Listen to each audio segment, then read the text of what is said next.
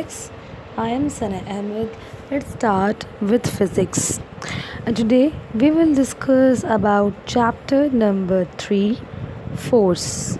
In this chapter we will learn about force as a push or pull, effects of force of friction. So kids, आपको कोई फिजिशिस्ट होने की ज़रूरत नहीं है. ये जो फ़ोटोग्राफ आप देख रहे हैं स्क्रीन पर, आप बता सकते हैं कि आपको इसमें पुल की ज़रूरत है या पुल की ज़रूरत है. आप ये इस फ़ोटो को देखकर ही बता सकते हैं. ऐसा क्या है जो इस कार को स्नो में फंसाए हुए रखे है. जो मोटरिस्ट है वो खुद इस कार के इंजन का पावर यूज़ कर सकता है इस कार को यहाँ से बाहर निकालने के लिए, लेकिन ऐसा क्यों नहीं हो रहा है. कहीं ऐसा तो नहीं कि यहाँ पे कोई दूसरा फोर्स यूज़ हो रहा है. तो यस, यहाँ जो फोर्स यूज़ हो रहा है उसे हम कहते हैं फोर्स ऑफ फ्रिक्शन. सो क्योंकि टायर्स और स्नो के बीच में कोई भी फ्रिक्शन नहीं है, इसी वजह से यहाँ कोई भी मोशन नहीं हो रहा है. तो हम कह सकते हैं कि फ्रिक्शन के बगैर हम मूव नहीं कर सकते.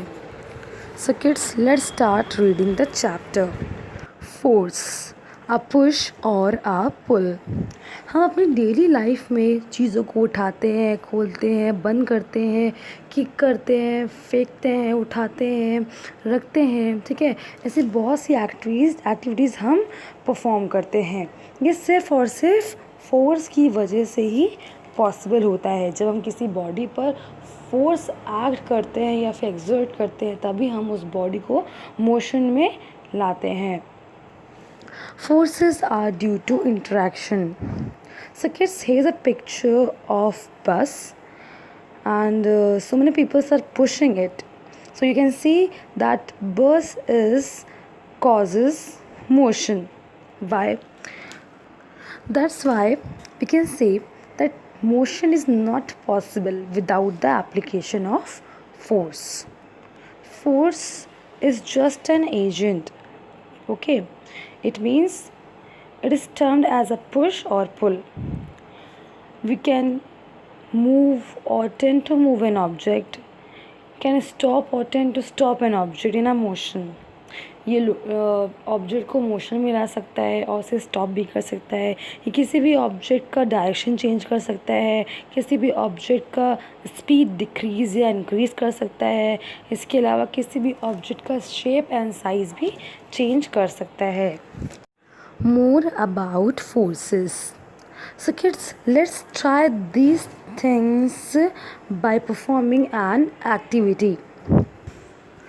सो किड्स, आप एक टेबल को पुश करें तो आप क्या देखेंगे कि आप उस टेबल को पुश नहीं कर पाएंगे, लेकिन जब आप अपने फ्रेंड की हेल्प लेंगे तो आप देखेंगे कि आप उस टेबल को मोशन में ला सकते हैं. तो इट मीन्स टेबल को उतना उसके मास के अकॉर्डिंग आपको फोर्स अप्लाई करना पड़ेगा ताकि आप उसे मोशन में ला सकें. Now try pushing the table again. Ask your friend to push it opposite to the direction in which you push. Right? उसको opposite side में push करने को बोलो. तो आप क्या देखेंगे कि आप उसको push नहीं कर पाएंगे, लेकिन जिसकी तरफ से सबसे ज़्यादा फोर्स अप्लाई होगा उस डायरेक्शन में वो टेबल मूव होगी. इसका सबसे बड़ा एग्जाम्पल है टग ऑफ वॉर, जो आप लोगों ने बहुत खेला भी होगा. जो सबसे ज़्यादा अपनी तरफ रोप खींच ले जाता है वही इसमें जीता है. Effects of force. So kids, force जो है किसी भी ऑब्जेक्ट को मोशन में ला सकता है, उसे स्टॉप कर सकता है, उसका शेप एंड साइज़ ये सब चेंज कर सकता है. On the mass of a body. Force किसी भी बॉडी के मास पर अफेक्ट नहीं करता, क्योंकि मास एक इनहेरेंट प्रॉपर्टी होती है, वो फोर्स के प्रोड्यूस करने से नहीं चेंज होती. On speed. सो किड्स, आप एक बॉल लीजिए और उसको ऐसे पुश करिए तो आप देखेंगे कि वो बॉल जो है वो मोशन में आ जाएगी. अब उसी मूविंग बॉल को फिर से पुश करिए. you will notice that the ball will increase its speed, right? So we can say that force can increase or decrease the speed of a body. Now on direction. Now suppose यही ball जो आपने अभी push की वो move कर रही थी, right? अब उसी बॉल के बाद में आप एक स्केल लगा दीजिए, तो you will notice the ball will change it direction, right? So hence proved that force can change direction of an object.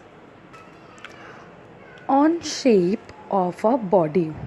Now kids, force is also capable to change the shape of a body. Example, when you hit a ball, what happened? Ball का shape बदल जाता है. When you exert force on a sponge, what happened to it? Of course, yes, वो shrink हो जाता है.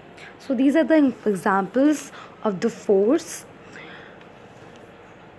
that can change the shape of a body. Friction and opposing force. So kids, friction क्या होता है? Friction एक contact force है. जब कोई दो bodies आपस में contact में आती हैं तो जो मोशन होता है, जो फोर्स अप्लाई होता है, उसे हम फ्रिक्शनल फोर्स कहते हैं. मोस्टली ये दो टाइप के होते हैं. Friction is of two types, dry और एक्सटर्नल और contact force. Second one is internal और wet friction. You can see the tree of friction. Now friction is a necessary evil. Now kids, friction is both undesirable and desirable. It means it is advantageous and non-advantageous. Friction की वजह से हमें नुकसान और फ़ायदे दोनों ही उठाने पड़ते हैं. Just like in machines. अब देखा होगा जो मशीन्स होती हैं, जो हमारे शूज़ होते हैं, ये कुछ टाइम के बाद क्या हो जाते हैं, ख़राब हो जाते हैं. इन्हें ग्रीसिंग की ज़रूरत होती है, अपने शूज़ को चेंज करने की ज़रूरत होती है. It's just because of friction.